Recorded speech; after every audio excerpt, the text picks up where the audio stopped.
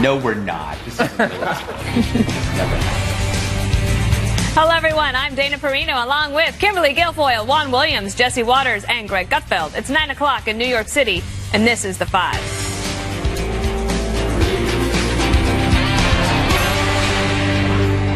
President Trump today fulfilled a controversial and major campaign promise by pulling the United States out of the landmark Paris Climate Agreement. The Climate Pact seeks to reduce the amount of worldwide pollution emissions, but the president says it imposes far too heavy a burden on America's economy and that it's unfair to America's workers. As of today, the United States will cease all implementation of the non-binding Paris Accord and the draconian financial and economic burdens the agreement imposes on our country. Global activists that have long sought to gain wealth at our country's expense. They don't put America first. I do, and I always will. I was elected to represent the citizens of Pittsburgh, not Paris. Our withdrawal from the agreement represents a reassertion of America's sovereignty. President Trump did say that the U.S. would potentially re-enter the agreement if his administration can negotiate a better deal. So, Jesse, yes, this is a big deal today. This is like Kyoto and all sorts of things all rolled into one. Kaboom. Kaboom is right. That's the left's reaction if you listen to the television today. I mean, we went from leading from behind to America first today. Let's remember this Paris deal was negotiated by none other than Barack Obama. Not the best deal maker if you look at Bergdahl, Obamacare, and the Iran deal. So anything he does is suspect. So I don't know if he either got hoodwinked or he wanted to knock America down to size, but it costs $3 trillion. And you lose 6 million jobs. And to what? Hypothetically bring the temperature down a fraction of a degree in 100 years? Seems pretty stupid to me. And India and China, they can continue to push coal. They receive taxpayer money, and they can increase emissions. Meanwhile, we can't do any of that. So it doesn't make a lot of sense to me. I think spreading the wealth schemes don't work. If they did, Venezuela would be a paradise. Obviously, it's not. Capitalism works. Trump said something very specific. He loves the American worker. There's nothing wrong with that, and I think Democrats used to understand that. They don't anymore. He's not beholden to foreign capitals. He's beholden to the Constitution. If Obama wanted this done, he would have sent it to the Senate for ratification.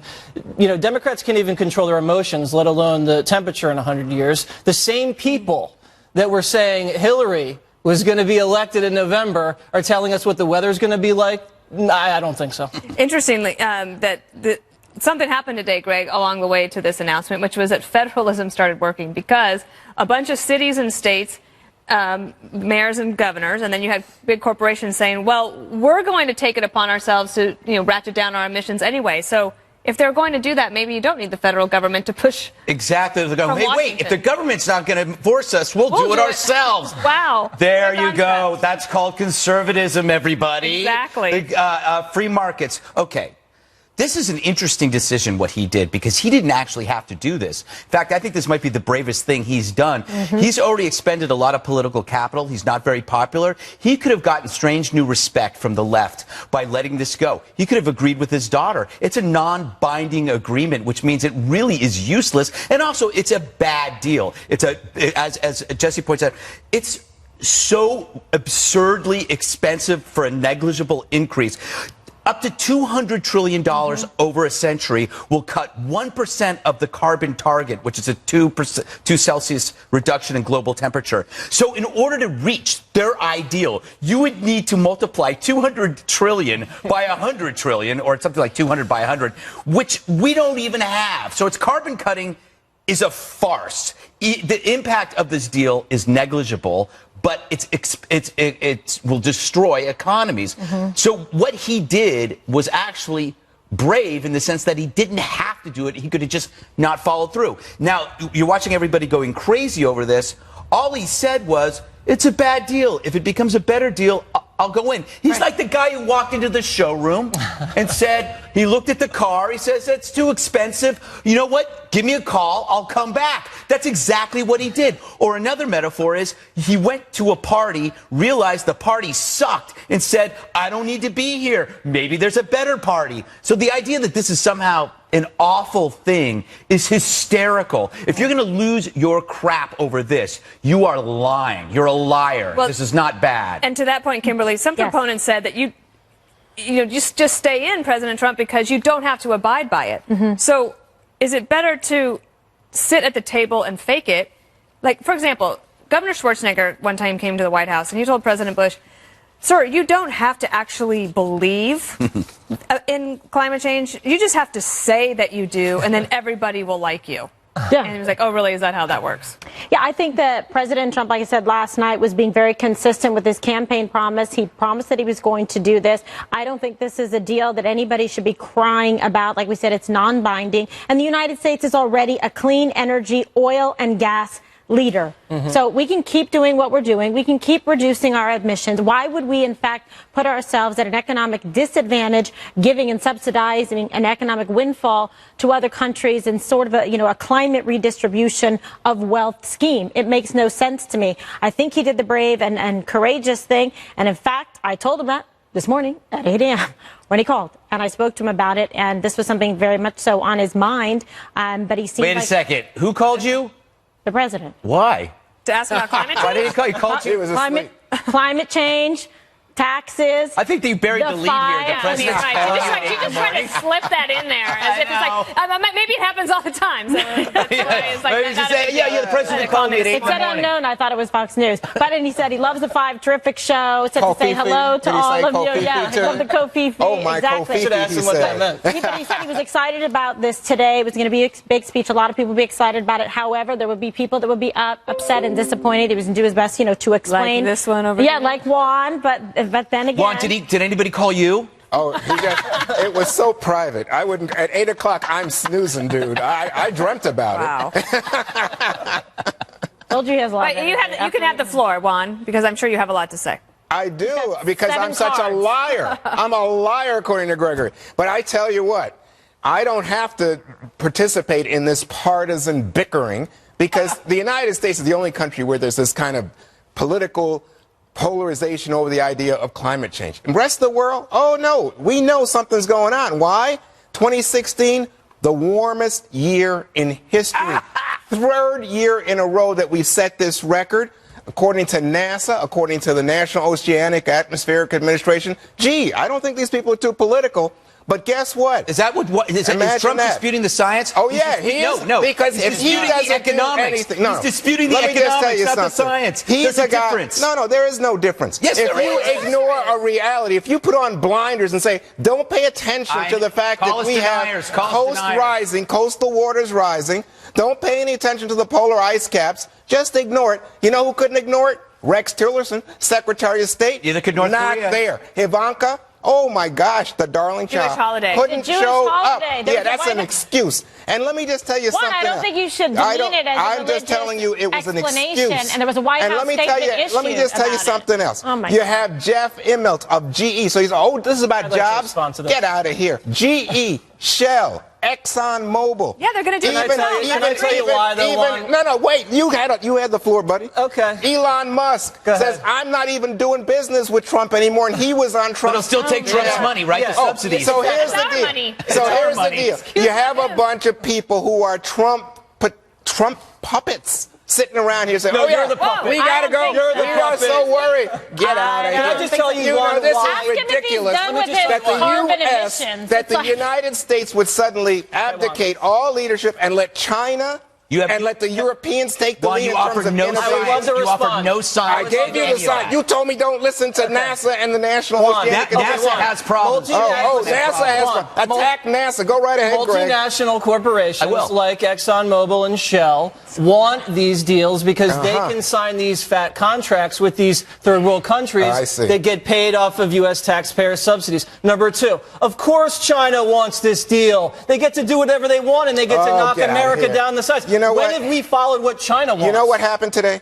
The French president spoke to President put America Trump, first. and you know what he said? He What? said because Greg says this. Of course you Trump know. is You just probably doing got the leaked the phone deal, calls. guy. According to Greg, Trump is just saying this party sucks. I can get a better party, or I can get a cheaper price on the car. You know what the president of France said? Forget it, buddy. No renegotiation. Okay, we don't listen to the French. Oh, they I retreat, see. we lead. Attack Juan. the Where French. were you during World War II? I see. Oh, Look yeah, at the yeah. history. Plus, how is this 6 million jobs lost and $3 trillion Yeah, yeah. spent? How do you think that's a good deal? Trump's not anti-science. He's anti-bad deal. All right. Hey, can I 3.1 manufacturing sector jobs as well. People agree that the reason why it was non-binding was because it was understandable if you didn't want to be part of it, because it was putting so many burdens on so many countries. So why is it popular among the famous and the rich? It's because it's a gesture of benevolence that gives them the immunity for their behavior. So you can have your private jets, and you can have your limos, and you can have your 8,000 square foot that was just home that was just purchased in Chicago, I believe, or was it D.C.? I'm not sure, by President Obama. This deal was useless.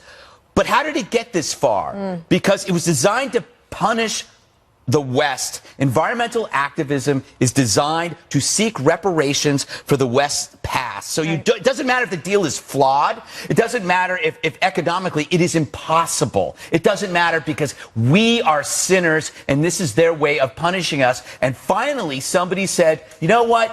Screw you, Paris. We're not taking it. Maybe we can fix it. We'll talk later. But right now, it's not going to work. What is wrong with that? And by the way, Juan, he is not denying the science. He is looking at the economics. The economics is absolutely mind-bogglingly. Right. It's absurd. Yeah, I'll tell you what's absurd. What's so rude to me is he goes and he meets with the Pope. The Pope hands him an encyclical on environmental concerns and climate change. He says, oh, I'm going to listen, Mr. Pope. He goes, right. You talk about That jobs. was awesome. You know The Pope what's doesn't awful? set US You know what's industrial awful? Wait, policy, let me Juan. finish this point. Don't bring Let the me Pope tell you into what's this. awful. So at least he is listened the, to is him. the, Fine. is the kind Paid of attention. ruse that Trump is perpetrating on the coal miners in this country. Telling, oh, yeah, this is for you, coal miners. Get out of town. There's not one coal job that's going to come back because of this deal. They're opening a new mine up next week, Juan. Did you No, look at that the has press nothing conference? to do with this deal. Well, there are going to be more mines out of opened here. up after this deal would gets decapitate pulled. the coal industry, which would provide coal one-third- industry- Okay, we got to run. Yeah, you One-third tell of coal our miners that electric he's out of power. work, Juan. I'd like to see Yeah. you tell Anyway, him so to we his have a whole face. nother block to No, do but on this. no, but first, Wes, you know what really helps clean up the country? Natural gas, nuclear power. You know who's against it? Environmentalists. Absolutely. Right. And if a deal can get everybody but Syria and Nicaragua on it, is it really just symbolic anyway, to your point? Yeah. All right, in the next hour, you're going to hear more from the White House on the president's decision to withdraw America from the climate pact, because Vice President Mike Pence joins Sean Hannity. Tune in at 10 p.m. But first, some wild reactions from the left to Mr. Trump's controversial action today. Highlights next.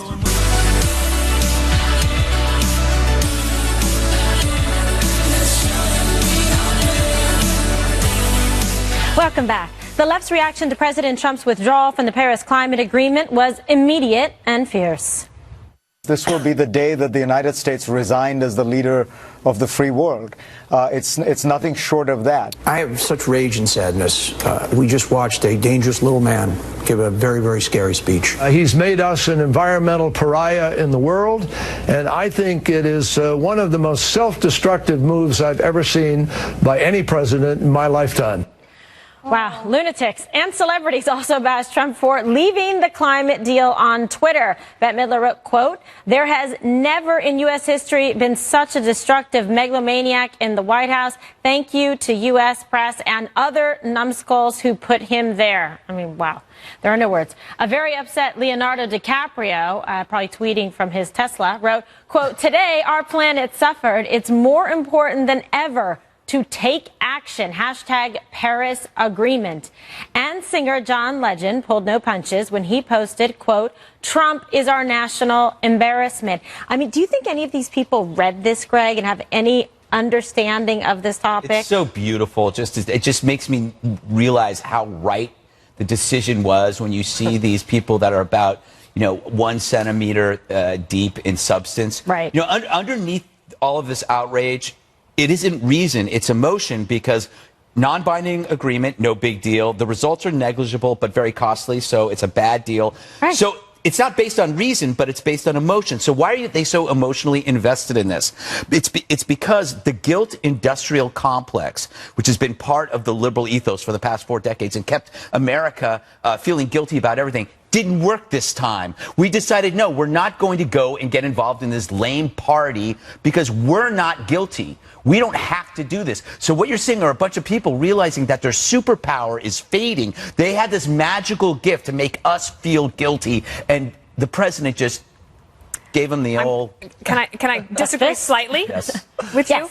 Is that I think that, yes, they're showing passion, but it's fake. Yeah. But partly because when this agreement was signed, the left in particular was not happy with it. They said it was toothless. Didn't go far enough. It wasn't. If you look at Jim Hansen, who was the NASA scientist who caused all the problems during the Bush administration about climate, he said that it was one of the worst things that President Obama could have done was to enter into this thing that had no that would actually achieve nothing. So I actually think that part of it on the celebrity side of things is this actually fuels their ability to continue to make money on this. Yeah. Think of the grants and the speeches and the conferences and the concerts. Like, all of that stuff is going to be able to continue, and they'll use this decision as a way to do it. Now, it's also it's for the career, too. Now, think about this. If President Trump had made the decision to stay in, which I think he could have defended as well, they would say, yes, but that's not enough. And the vitriol would have been the same. Dana, I think you're right. But people were upset and said how bad Comey was. They said how bad this agreement was. And then he does something about it. They don't like it because it's President Trump who's making these decisions. They said it wasn't and by the way, bad people enough. like yourself, Juan, would be saying, oh, if he went ahead with this and didn't rescind it and withdraw the United States from it, oh, look at him flip-flop. Well, they would have said it's such an easy decision because it's non-binding and it really doesn't have. He really doesn't have to do anything. Excuse me, but I think that he just flip-flopped today on Jerusalem. Right? True. He flip-flopped on NAFTA, right? I mean, he flip-flops on repeal and replace, right? Oh no, but not on this one. Oh, I see. I get. But let me just say to all of this, I find, maybe when there's that sinkhole in front of Mar-a-Lago turns into a swamp, maybe then you say, oh yeah, I should have done something. Then he'll drain it. But he'll drain it for himself, but not for us, not for the American people. Every climate prediction has been wrong. Hey, everyone has been wrong because you can't argue the facts. No, you can't argue the facts. You are weakling on this point. No. I am right. I'm right. No, you are so wrong. Oh, dude, you don't even read the crap. You get the crap from the media. No, that's where you get it. You know what you get it from? You get it from Breitbart. You get it from the far right. I actually read the studies. This is what you can't handle the truth. I actually read the studies. I'm glad you said that. I actually read the studies, Juan. Let me just tell you something. You know what you read? You read the talking points from Media Matters. Your talking points come from Bannon and Breitbart and the far right. I don't even read that because you know what? You align because you say if you're a good conservative and libertarian in your case, you got to be opposed to this. Juan, don't you find that to be a little arrogant? You can't question my research. Let me finish the point. You don't even know the numbers, Juan. Yeah, I'll give you some numbers. I gave you the economics and the A block, and you this just is so ignored it. interesting to me. 3/4 of the American people put the timer on it. That's a poll. Put the timer on because 3/4 of the American people say that they expect, as a result of climate change, there'd be the damage to the coastal water. That's a poll based on media hysteria. That is not a fact. The American That's an interpretation. People are stupid. But the American people are crazy. Juan, you know what you're doing? You're twisting it. You're taking a poll that is based on people's attitudes from media coverage, and you're turning that into a fact. That's not a fact, Juan. And the whole argument about nationalism and this is going to help workers. Where did that come from? I didn't say that. Oh, it comes from you. No, I didn't say that. I didn't even question the talk radio. But you are impugning me. I didn't say that. Oh, what did Greg you say? Is actually very learned, and I would say an expert on climate change. You can mock me all you want. He went to Berkeley. He went to Berkeley. Where did you I actually read this stuff, It Juan. was an I read honorary it. degree. I read it. I don't spout it.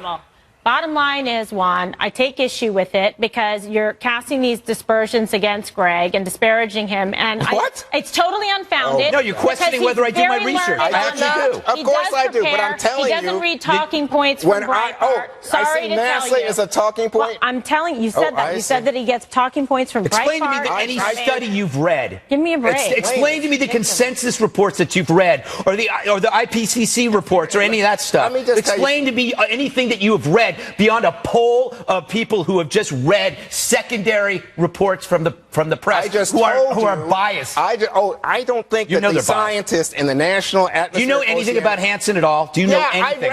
because you know doesn't what? wanna You argue the told me facts. about a year ago. Go read about him. Yeah, and what did you find out about Hansen? Well, no, that this he's is the incredibly same question. controversial. Yeah, that he's but involved in a lot of problems. I also found out that there's no question about the consensus that you doubt about scientists. Do you know where's the consensus from? Oh, I see. It's based on 2 general there we questions go. done by a grad student. You don't. That's So right. true. It's true. That's right. Jesse. You want to undermine All right. anything that disagrees. No, it's called with you. reading. Oh, I see. right, Reading is Jesse. undermining. Please. Jesse Waters, you have the floor. Wow, I mean, the only temperature's rising right over here and here. I don't really know what to say. I mean, the only thing I can say to you, Juan, is that It's a Chinese hoax. it's a Chinese hoax, and it's perpetrated by the Russians. Yes, but in all seriousness, they're saying that Trump is going to kill people in 100 years. Oh, look. Whoa. You had the floor. Yeah, They're yeah. saying Trump was going to kill people maybe in 100 years. ISIS killed people last here we week, go. and I heard No, nothing from today in any Manila. of these Today in celebrities. Manila, yes. None of these Oh, celebrities, my okay? gosh. The second thing is, if these celebrities really want to walk the walk, let's see them talk the talk. Give up the mansions on the coast, give up the private jets, give up the gas-guzzling SUVs, Right. and then really bike to work. Because I bet one celebrity puts out more carbon emissions than 100 Trump voters. Yep. Okay? And I would love Oh, to see my a celebrity gosh. take in a little coal mining family from West Virginia. Oh, I'd be the- They're out of work. Put them up at the pool house. So the Juan. resentment you against should put elites. up Is an this- out-of-work coal mining family You're- in your 5-story duplex. My mansion. My mansion. Put them into Let me get Juan's this straight. place. So okay? resentment- Let them live there for your a while. argument- because you're putting them out of work. Your argument in your defense policies of are putting President them out of Trump work. is resentment against elites. That's your argument. Thank you. You are an elite, Juan. Yeah, thank And you. Oh, my God. And let the celebrities I'm an protest aspiring elite. over in China, because under the accord, the Chinese actually will increase emissions until 2030. I mean, you can't even make this stuff up. Directly ahead, Hillary Clinton's Blame Game tour. Well, it continues. Wait until you hear what she said tonight after this break.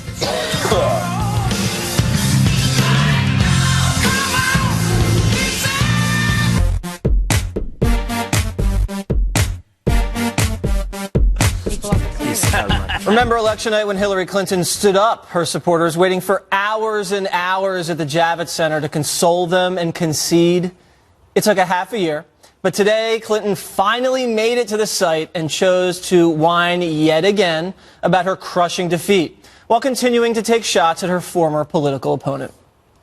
I'm particularly concerned about the role that Russia played and the very serious interference that we know they were responsible for in our most fundamental democratic act. When we look at the way that this White House is behaving about some of the biggest challenges we face, the dishonesty and fabrication, and whether you call it fake news or lies, pick your choice, it is deeply troubling.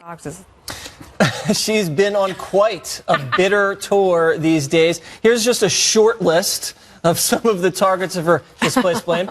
Basically, everyone and anything but her. You have to I like Netflix. squint Netflix. to read that. What about Why Netflix? content farms in Macedonia? I don't even know what that means. FBI, I do know what that James means, Comey, the Russians, Vladimir Putin. She left off her husband. Anti-American excuses.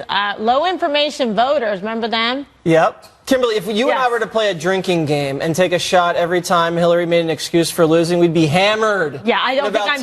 10 minutes. I don't think I'm playing that game. It's a very dangerous game for me Yeah, to it sure play. would be. But speaking of like bitter clingers, who's the bitter clingers now? Yeah. Right. Yeah. Great point. Still just holding on to it, can't let it go. We lost. Want to blame everybody, and it's like pin the tail on the clinger. Which one of them are they going to say is the one that sticks? That they can finally rest assured that they can blame the entire election on, right? But this is what's happening. She can't handle it. She's super upset, but I think she's blowing it with her supporters. You know who else Poor interfered Biden. in the election?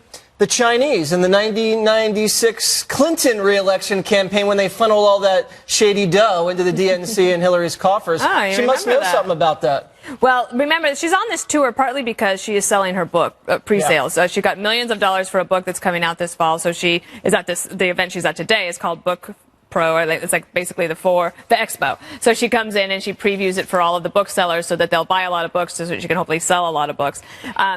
one of my favorite quotes from a presidential autobiography was just in Decision Points, where President Bush wrote, "Self-pity is a pathetic quality in a leader." And I had a former senior advisor of hers emailed me last night, and he said, "It's simply the most embarrassing I've ever seen her, filled with unsubstantiated conspiracy theories that really were borderline crazy. It's a complete denial of our democracy. I don't know the point. Sanders people don't trust her. Trump supporters hate her. So she keeps sinking below Trump's and she isn't reaching out to people." And still, they think that she actually believes that she might be able to run again. Wait, who emailed that to you? Bill Clinton? No. President Clinton? He called, exactly. That's what I was thinking. Believe me, I'm not getting calls from anybody at 8 a.m. Now, Juan, Hillary also blamed the DNC, Democratic National Committee, for losing. Now, didn't the DNC rig the primary against Bernie? Wasn't that enough of a help? I don't know about rig, but I think that's what the email showed. No, what the email showed was that they thought that she was the better candidate and that they had an interest in her. Well, no, there was that Wasserman Schultz. That's why they all protested at the DNC in Philly about it. No, they thought she had to resign. The DNC, Wasserman Schultz, and that whole gang thought she was the better candidate. But you know what strikes me in this conversation is so much of what she says is true. Oh my God! And I'm like amazed that people say, "Oh, it's whiny." Okay, so it's you agree with that entire list we showed? No, but I'm saying, how can you say it's whiny that the Russians influenced the election? That's the truth. How can you say it's whiny when Gallup did a poll and said when you put in Hillary Clinton's name, and this I got from Jessica Tarlov, who wrote this piece for FoxNews.com. It says the words email lie and her health came up. Not president, not capable, not best prepared to do the job. This is the influence that people, and you say, oh, she's whining. Facebook and Google now rigged it against Hillary. Greg, would you like to respond? Do you remember that story about that mayor, I think it was in Tennessee, that ran for office and won, and he was dead at the time? He was a better candidate than her. Ouch. That you could say. Did she blame him too? Yeah, they could say that some of these things are true, but nothing will be more true than the fact that she was an awful candidate. Correct. You know, Trump may call you names, Horrible. and he may not like you, but no one will ever think less of you than Hillary Clinton. Her whole life is about getting away from the rabble, whereas Trump decided to embrace the everyman and every woman. Think about, people are criticizing Donald Trump over the Paris Accords. Hillary pollutes the air because she wanted a separate plane. She didn't want to fly with Michelle Obama to Betty Ford's funeral. So she preferred to use her own plane. That's worse than anything that Trump has done. And by the way, maybe she could have been a good president. That was after the climb. The fact is, she's the queen of victimhood. And her performance shows you that she would still bitterly cling to identity-driven politics. And it would affect all of her decision-making. Nothing would change. She's embraced a dying ideology. She's kind of pathetic and sad. Well, she blamed everybody. Kind of pathetic. People wanting to. She's I held back. Misogynist, suburban women. Oh, Democrats making bad documentaries. Yeah, Michael Moore didn't do enough. Okay, when we come back, Greg has some advice for one of President Trump's fiercest critics.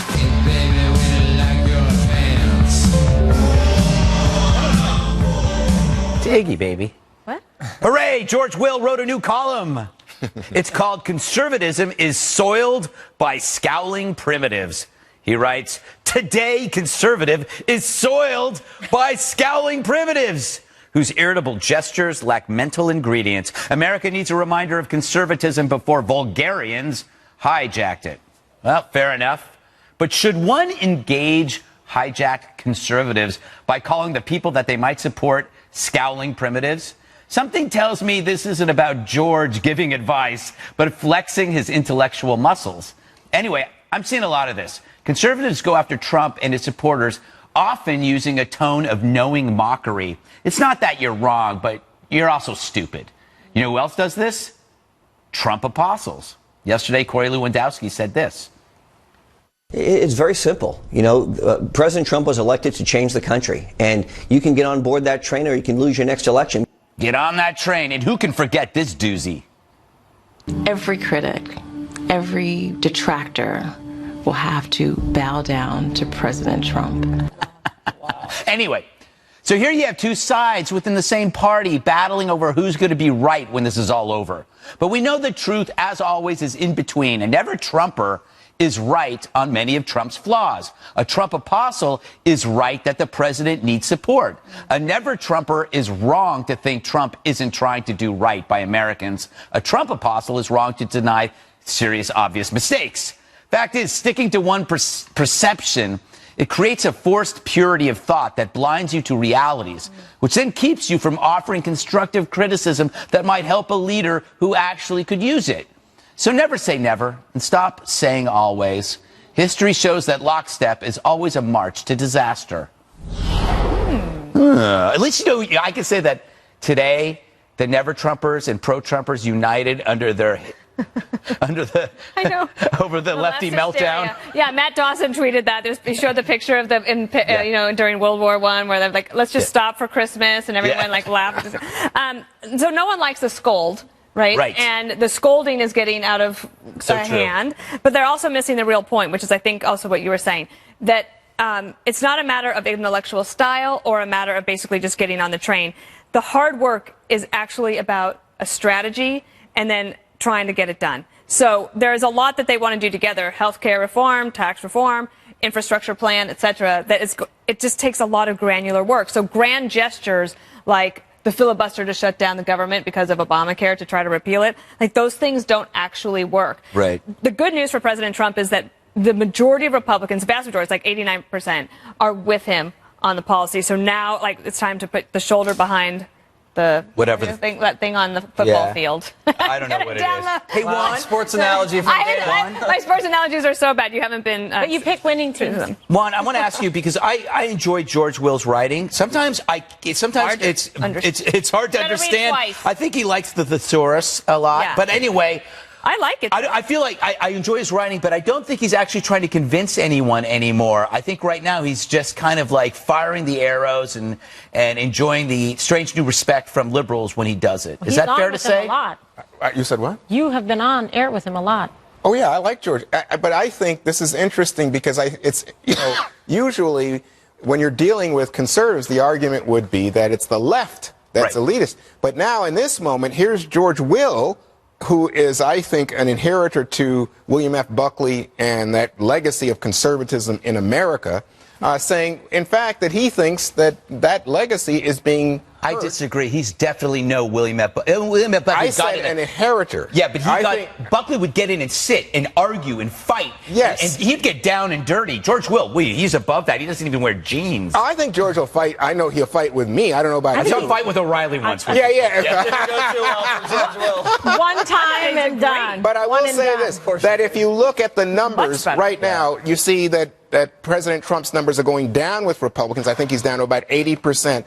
But it's even farther down with conservatives who say, I'm not sure about Trump. And young people, I think now about a quarter of young people who were self-identified as Republicans leave. Something's going on there, but it could be that people are uncomfortable. But then why did the other polls show that people that supported President Trump in the election, 96%, said they would vote for him again? Well, no, 80%. And in fact, Bloomberg, the former mayor of New York, said, I think yesterday, he thinks there's a 55% chance that Trump would get reelected. I think he's right. 8 years of Trump, Juan. What are you going to do? I don't know. I said before that, Jesus take the wheel. I mean, but listen, George Will's never been on board with the whole situation. He was a very strong and vocal critic of President Trump, candidate Trump, from day one. So I don't find this to be that surprising. And there were consequences for him for taking that stand. There were. Yeah. I mean, I think there's room in the Republican Party for the George Wills, for the nationalists, for the Bushes. I mean, we've had Eisenhower was a general. Yeah. You had an actor who was president. Mm-hmm. You've had now a mogul president. So, I mean, things evolve. The country wants different things. I don't think it helps when you have someone in the party that's saying the people that put your president in office are vulgarians or barbarians. I think it's okay if a party moves a president to the left or moves him to the right, but this doesn't help at all. I think, securing the border is civilized. I think protecting American jobs from going overseas is civilized and compassionate. I don't see anything vulgar about that at all. I'd like everybody to be able to come together for the next 2 years to pass some legislation and make sure people have money and people are safe. So I think that's what they need to do, and I think there's room for cooperation. All right. Well, on that upbeat note, New developments in the Russia investigation. This time it might be bad news for Obama's top advisors. Details when we return. The House Intel Committee yesterday issued more subpoenas in the Russia investigation. The committee is specifically looking into unmasking requests from 3 former Obama administration officials, Susan Rice, John Brennan, and Samantha Power. President Trump tweeted today, quote, "The big story is the unmasking and surveillance of people that took place during the Obama administration." Now, there were also subpoenas issued that had to do with the Russia investigation, but the surprise is these 4, and coming from, Kimberly, Devin Nunes, who I thought had taken a step back, but it looks like Devin Nunes is still a player. Yeah, I think this is a huge story. I'm not sure why it hasn't gotten more coverage, to be honest, because it's something I think that's very significant that should be something that grabs the attention of all Americans in terms of a privacy grab and surveillance, which is, one of the basic things that we hold near to our hearts and dear in this country we fought for was our liberty, our freedoms, our privacy rights. And here we've seen, evidence suggesting that this actually has occurred. So I think it's important that they conduct the investigation and really get to the bottom of this. And it can't just be swept away with just an inordinate amount of focus on Russia collusion, which so far we have no evidence of. So what do you think? You have Jim Comey now saying his testimony is going to come next Thursday, but you have this ongoing effort, and it looks like this is what President Trump believes is, as he says, the big story, Jesse. Yeah, I think Democrats are going to regret these investigations because it might boomerang on them. And, I think the Russian thing is going to hurt them. Look, you have Susan Rice, Brennan, and now Samantha Power. I mean, she's not even at all affiliated with the intelligence community. So what was she doing submitting unmasking requests? So remember, there's paperwork for each unmasking request. They're going to, under oath, ask them, why'd you do it?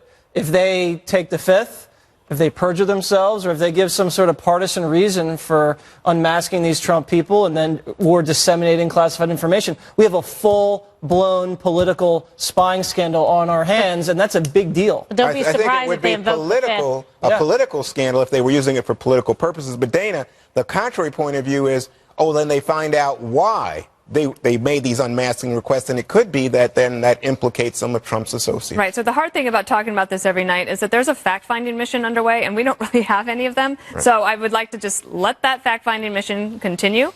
For them to answer questions on all sides, find out what are the procedures for unmasking, were they properly followed, what were the reasons why, and let's just get answers to all of it. And I do wonder, I do think the Nunes thing is bizarre, because if you say you're going to take a step back and then you're issuing subpoenas without talking to your partisan counterpart, in this case the Democrat, I do think that is a little strange. What do you think? Is this more explosive than the Russia stuff, Craig? I don't know. Subpoenas is such a funny word. I can't spell it. I can't spell it, and when I say it, I always feel dirty.